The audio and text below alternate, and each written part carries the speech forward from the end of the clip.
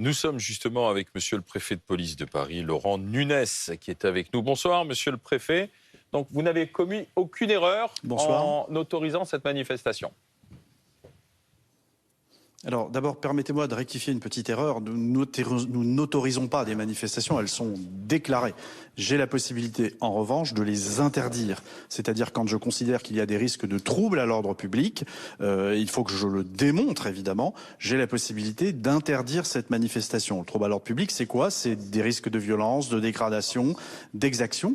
Et ça n'est pas la seule condition. Il faut de surcroît que je démontre que, avec les forces de police dont je dispose, je ne serai pas en mesure de contenir ces violences et ces débordements. Donc ce sont des conditions extrêmement restrictives, c'est l'état du droit et c'est ce qui a fait que nous n'avons pas pris d'arrêté d'interdiction de cette manifestation, d'autant plus que lors d'une précédente manifestation d'ultra-droite qui s'est tenue en février dernier pour commémorer, j'ouvre les guillemets, les morts du 6 février 1934, une manifestation, une marche au flambeau s'est tenue, organisée par l'ultra-droite. J'avais pris à cette époque un arrêté d'interdiction et il a été annulé parce qu'il a été considéré que je ne démontrais pas suffisamment qu'il y avait un risque de trouble à l'ordre public et que je ne démontrais pas suffisamment que j'étais, avec les forces de l'ordre dont je disposais, en mesure de le contenir. Donc c'est évidemment une jurisprudence forte qui est venue éclairer ma réflexion, d'autant plus que dans le précédent de février, je savais que les précédentes marches de février avaient donné lieu à des débordements. Celle de samedi dernier, cette commémoration organisée effectivement par l'ultra-droite, c'est incontestable.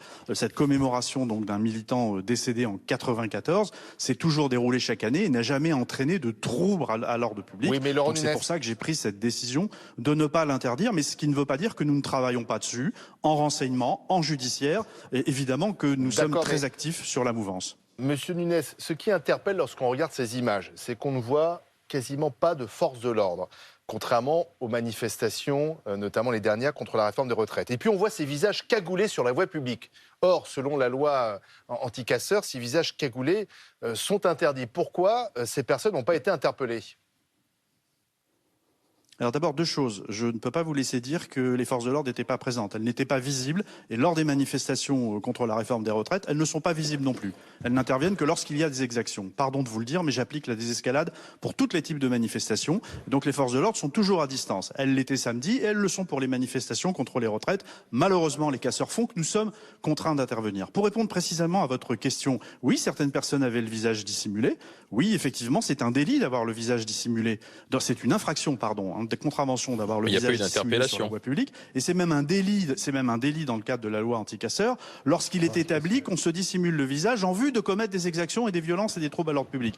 Ce n'était pas le cas ce jour-là. Je suis désolé d'avoir à vous le dire, mais néanmoins, encore une fois, nous allons observer, évidemment, revisionner les bandes pour essayer de déterminer s'il y a eu des gestes, des propos qui rentrent sous le coup de la loi. À ce stade, ça n'est pas le cas, mais nous allons évidemment le faire et regarder tout ça de très très près, comme nous le faisons systématiquement après les manifestations. Que répondez-vous à ceux qui vous critiquent personnellement, notamment à gauche, et qui estiment que la préfecture de police est finalement plus tolérante avec l'extrême droite qu'avec l'extrême gauche ? Alors, d'abord, c'est totalement faux, c'est absolument inacceptable à mes yeux. Enfin, ce genre de propos est totalement inacceptable. Enfin, j'ai été directeur général de la sécurité intérieure, j'ai été coordonnateur national du renseignement et de la lutte antiterroriste et je suis aujourd'hui préfet de police. Depuis 2017, la détermination des pouvoirs publics et l'action que j'ai menée, évidemment, sous cette autorité du pouvoir politique, elle a frappé très dur contre l'ultra-droite. Je veux vous rappeler que depuis 2017, nous avons plus d'une dizaine de dossiers qui ont été ouverts et qui sont gérés par le parquet national de l'antiterrorisme au titre du terrorisme. Nous avons dissous plusieurs structures d'ultra-droite. Donc il est faux de dire que nous faisons preuve de clémence, de complicité face à l'ultra-droite. C'est complètement faux. Et je veux vous rappeler, évidemment, l'ultra-gauche, quand il y a des violences et des exactions, nous intervenons. Mais attendez, des manifestations d'individus cagoulés qui défilent derrière des banderoles et qui professent, qui tiennent des propos qui sont anti-républicains, antidémocratiques, il y en existe aussi à l'ultra-gauche. Enfin, je vous renvoie aux mouvements, aux manifestations qu'organise la mouvance antifasciste. Jusqu'à preuve du contraire, ils se déroulent de la même façon. Et donc, nous n'intervenons pas, nous n'interdisons pas, et nous encadrons, nous intervenons uniquement quand il y a des violences et des débordements. Donc, il ne s'agit pas, pour moi, de renvoyer dos à dos ces deux mouvances, mais simplement de rappeler une évidence. Il n'y a pas deux poids, deux mesures dans le traitement que nous appliquons.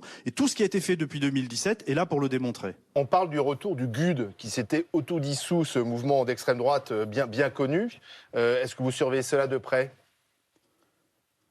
Bien évidemment, mais nous surveillons la mouvance ultra-droite de très très près. Enfin, nous sommes tous les responsables administratifs de haut niveau, responsables de la sécurité dans ce pays, ont eu l'occasion, à l'occasion d'une commission d'enquête, à la demande de la France Insoumise, à l'Assemblée nationale, qui visait précisément la façon dont nous traitions les mouvances ultra-droites. Nous avons eu l'occasion de rappeler, c'était en 2018-2019, moi-même j'ai été entendu, nous avons rappelé tout le dispositif que nous mettons en place pour lutter contre les subversions violentes, et notamment, évidemment, l'ultra-droite. Je vous dis, 10 dossiers, plus de 10 dossiers ouverts au titre de l'antiterrorisme, de nombreux mouvements dissous.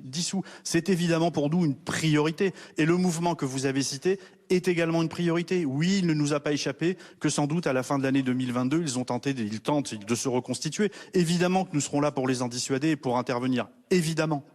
Restez avec nous, monsieur le préfet Nunez, parce qu'on va demander à Maxime Ranchetter du service police-justice de BFM TV, justement, de savoir à qui on a affaire précisément lors de ces défilés, Maxime, alors. Pour le déterminer, on a plusieurs éléments qui tous vont dans le même sens. Déjà, on a nos confrères de Mediapart qui ont identifié au moins 2 personnes qui étaient membres du GUD, ce groupe Union Autodéfense, qui était un groupe d'étudiants très violent, qui a eu très mauvaise réputation et qui est connu pour avoir commis beaucoup d'actes violents dans les années 90. Il y a aussi les slogans. Lorsqu'on écoute le son des vidéos qu'on peut voir sur les réseaux sociaux, on entend scander « Europe, jeunesse, révolution ». C'est le slogan du GUD, de l'ex-GUD tout simplement. Il y a aussi ces drapeaux noirs avec des croix celtiques. Magali Chalet, vous en parlez tout à l'heure. Les croix celtiques, elles sont identifiées comme un symbole de la suprématie de la race blanche, donc un symbole associé à l'extrême droite. Et puis de toute façon, le sujet de la manifestation, on rend hommage à Sébastien, un jeune Sébastien Desieux, qui est mort il y a 29 ans lors d'une manifestation d'extrême droite contre l'impérialisme américain. C'est évident qu'ici, on est membre. Il fuyait la police, il est tombé d'un toit, c'est ça? Il fuyait la police. Exactement, c'était une manifestation contre l'impérialisme américain. Il y avait à peu près 400 personnes. La manifestation avait été interdite d'ailleurs. Et il est monté sur un toit rue des Chartreux en essayant de fuir la police. Il a glissé, il est tombé, il est décédé quelques jours plus tard. Cette manifestation est organisée depuis près de 30 ans, disait Alain tout à l'heure. Sauf que là, il y avait un peu plus de monde que la dernière fois. C'est peut-être pour ça aussi que tout le monde réagit. Plus de 500 personnes. Laurent Nunez, comment vous expliquez que ce rassemblement ait rencontré cette année un succès un peu plus important que les années précédentes? C'est pour ça d'ailleurs aujourd'hui qu'on en parle. Oui, la préfecture de police a comptabilisé 550 personnes. Vous avez raison de souligner que c'est plus que l'an passé. L'an passé, c'était 360. On a des militants qui sont venus très probablement de toute la France. Donc on va évidemment travailler à tout cela.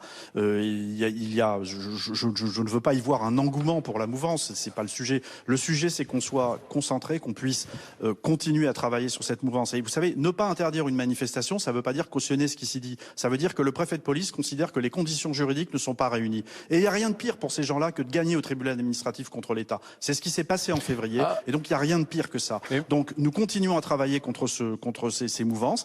Évidemment, quand elles commettent des exactions. Mais encore une fois, samedi, c'était une manifestation qu'ils ont encadrée de manière extrêmement rigoureuse. Ils se sont bien gardés de commettre des exactions. Et en tout cas, s'il y avait des débordements qui nous auraient échappé, nous allons évidemment travailler à la vidéo et les poursuivre au judiciaire. Vous savez, j'ai d'ores et déjà, sur ce que vous disiez tout à l'heure, j'ai déjà saisi Madame la procureure de la République de Paris, sans attendre, du fait que certains individus, enfin la plupart d'ailleurs, manifestaient visage dissimulé.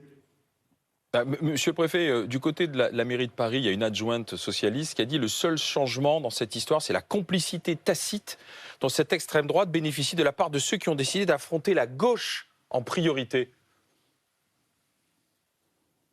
Non, écoutez, il n'y a pas de complicité tacite de ma part, ni de celle du gouvernement, ni de celle du ministre de l'Intérieur. Enfin, moi, encore une fois, nous n'avons pas de leçons à recevoir dans les combats que nous avons menés, que nous continuerons de mener contre l'ultra-droite. On n'a pas de leçons à recevoir, encore une fois. Nous travaillons de manière très sérieuse en renseignement, en judiciaire quand nous le pouvons, et nous avons évidemment des moyens accrus en judiciaire, et nous sommes très déterminés. Mais pour vous aujourd'hui, pardon, monsieur le préfet, pour vous aujourd'hui, mais pour vous aujourd'hui, l'ultra-gauche, l'extrême-gauche est plus violente que cette ultra-droite qui a défilé? Je n'ai absolument pas dit ça. Vous savez, moi, je ne définis pas de degré dans la... Je ne définis pas de degré dans la dangerosité. Non, mais votre fonction vous amène à savoir précisément la dangerosité. Est-ce qu'aujourd'hui, pour vous, l'extrême-gauche ou l'ultra-gauche est plus violente que l'ultra-droite, l'extrême-droite? L'ultra-gauche sait parfois se montrer violente. Elle l'a démontré en marge des manifestations retraite, dont elle est venue d'ailleurs polluer le message en commettant de nombreuses exactions et qui nous ont conduit évidemment à intervenir. Et nous intervenons pour dissuader les troubles à l'ordre public et non pas pour interdire des manifestations. Encore une fois, je vous renvoie à ces manifestations qui sont organisées par la mouvance antifasciste, où les individus sont cagoulés, ont aussi des slogans qui sont des slogans qui peuvent s'apparenter comme étant des slogans anti-démocratie représentative. Ils veulent mettre à mal le système. Pour autant, je ne considère pas que j'ai matière à interdire ces rassemblements. Et donc nous faisons, comme ça a été fait samedi avec ce groupuscule d'ultra-droite, nous les encadrons et nous veillons à ce que ça se passe le mieux possible. Mais vous dire lequel des deux est le plus dangereux, je n'irai pas sur ce terrain-là. Moi, mon travail, c'est d'éviter des troubles à l'ordre public, d'éviter des menaces pour la sûreté de l'État, et nous y travaillons. Et il ne faut pas s'arrêter au fait de savoir si on a interdit ou pas une manifestation. Vous savez, moi je considère que les conditions juridiques n'étaient pas réunies. C'est une décision que j'assume totalement. Et je vous dis qu'en février, quand ces mouvements d'ultra-droite ont gagné au tribunal administratif contre mon arrêté d'interdiction, voilà, c'était pas non plus une bonne chose. Donc voilà, nous allons continuer de manière déterminée à suivre et à lutter contre les exactions quand elles sont commises par ces mouvements d'ultra-droite. Reconnaissez quand même que c'est une drôle d'image qu'on donne à chaque fois de Paris. Alors, quand c'est pas l'ultra-droite, c'est l'ultra-gauche aussi et les Black Blocs. Quelle image de la capitale, hein. Vous n'y êtes pour rien, mais enfin, on peut imaginer tout à l'heure Alain Duhamel, qui n'habite pas très loin de là où sont passés ces manifestants, était effrayé selon ces termes. Parce que c'est vrai, des images assez effrayantes. Je comprends. Je comprends parfaitement qu'on puisse être choqué par cette manifestation. Enfin, peu de gens partagent les convictions et les idées de ces gens-là. Peu de gens partagent ça. Je comprends parfaitement qu'on puisse être choqué, tout comme je comprends évidemment parfaitement qu'on puisse être choqué par les exactions qui sont commises par les groupuscules ultra, par les casseurs, en marge des manifestations retraite. Moi, mon travail, c'est d'éviter que ça se produise, qu'il n'y ait pas de violence, qu'il n'y ait pas d'exaction. Voilà, ça c'est mon travail, et je vais continuer à le mener avec beaucoup de détermination. Christophe Barbier. Monsieur le préfet, face à cette extrémisation des extrêmes, si j'ose dire, est-ce que vous manquez de textes législatifs? Est-ce que vous avez besoin de nouvelles lois ou de précisions dans la loi pour pouvoir limiter encore plus le défilé de ce genre de personnages? Non, parce que on a beaucoup de moyens pour travailler en renseignement. Bon, évidemment, c'est pas le lieu de développer tout cela. On a effectivement la possibilité d'interdire les cortèges quand il y a des violences, quand il y a eu des exactions précédentes qui, moi, me permettent de justifier du trouble à l'ordre public. Et puis, il y a voilà. Donc, je n'appelle pas à une modification des textes. Je crois, mais par contre, à l'application rigoureuse de la loi. Et chaque fois qu'évidemment une manifestation est susceptible d'engendrer, de créer des troubles à l'ordre public, je prends mes responsabilités et je l'interdis. Et quand ça n'est pas le cas, je ne l'interdis pas. Mais pour autant, Monsieur Barbier, vous le savez bien, enfin, vous êtes un observateur avisé, nous sommes très attentifs sur la mouvance d'ultra-droite, très attentifs. La loi sur les visages couverts, sur les cagoules, elle est mal appliquée. On n'arrive pas à arrêter tous ces gens-là. Est-ce qu'il faudrait durcir les peines, passer d'infraction à délit pour dissuader plus ceux qui viennent le visage cagoulé ? Il y a deux choses, hein. Il y a le fait d'avoir le visage dissimulé dans l'espace public, puis il y a une deuxième chose, depuis la loi de 2019, enfin c'est une disposition qui avait été discutée, c'est de se dissimuler le visage en vue de commettre des troubles à l'ordre public. Alors évidemment, c'est plus difficile à établir, et là on rentre sur le terrain du délit. Mais en général, vous savez, les individus qui se dissimulent le visage et qui commettent des exactions, quand on intervient en judiciaire parce qu'ils ont commis ces exactions, en général, vous savez, en judiciaire, on a beaucoup de moyens, c'est pas le lieu de les développer. Mais prenez toutes ces personnes qui ont été interpellées en marge de la manifestation contre les retraites et reconnues coupables d'avoir jeté des projectiles sur des forces de l'ordre dont certains ont été gravement blessés. Tôt ou tard, nous les retrouvons parce que nous avons des moyens d'investigation qui nous permettent, même quand un individu est cagoulé, on arrive à le retrouver. Donc voilà, il faut relativiser évidemment tout cela et bien se dire que c'est plutôt. Enfin, on a aussi des règles qui sont protectrices de nos libertés. Et moi, je ne vais pas plaider pour qu'on revienne sur ces règles qui sont aussi protectrices des libertés. Moi, mon travail, il est compliqué. Pourquoi il est compliqué? Parce que je suis sur une ligne de crête. D'un côté, je dois évidemment assurer la protection et la sécurité de nos concitoyens, la sûreté de l'État, et de l'autre, garantir les libertés individuelle, dont la liberté de manifester, qui est quand même une des libertés les plus fondamentales. Est-ce que vous avez retrouvé l'homme qui a jeté le cocktail Molotov sur ce policier ? Non, pas encore, mais vous savez, c'est la direction régionale de la police judiciaire de Paris qui est saisie et tout est mis en œuvre pour retrouver cette personne, au même titre qu'a pu être retrouvé l'auteur qui avait jeté un pavé donc à un de mes effectifs qui s'était effondré. Tout le monde avait vu ces terribles images. L'auteur a été retrouvé, il a été condamné. Donc, et il était cagoulé. Donc ne vous inquiétez pas, individu cagoulé ou pas, nous saurons les retrouver en judiciaire. Et c'est vrai pour les casseurs qui peuvent plutôt se rattacher à la mouvance d'ultra-gauche au cas d'espèce que les militants d'ultra-droite quand ils commettent des exactions.